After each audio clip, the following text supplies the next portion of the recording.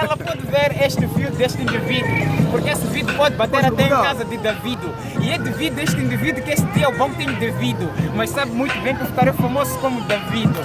Isso está no mente, bro, eu sou um gajo muito bom. Ninguém sabe que eu lanço várias do Colizon. É verdade, meu man, ninguém me pega no hip hop.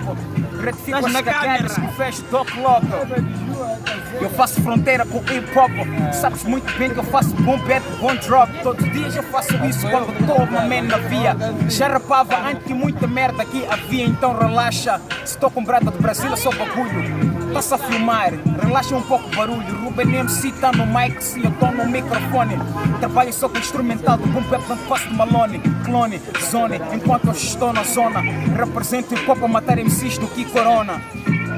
Eu sou MC demais, represento todos os baralhos, mas na carta sou as, sou sagaz atrás.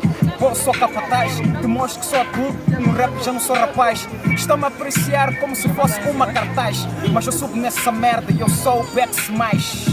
Eu tenho todos os sinais, um gajo não presta. 665 não é marca da besta em testa. Festa, enquanto o gajo me festa, duas bolas numa festa.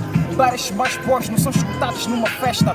A verdade é que a música não toca na CFM, mas ofero MCs sem trabalhar no CFM. Minhas bares estão a voar como se fosse LAM. Vou subir a minha vida depois deste de TPM. Jam, um gajo não treme, português é meu name. Pleme, enquanto um gajo lança os bares, eu sou o supremo. Aquilo que eu faço, muitos niggas não conseguem fazer.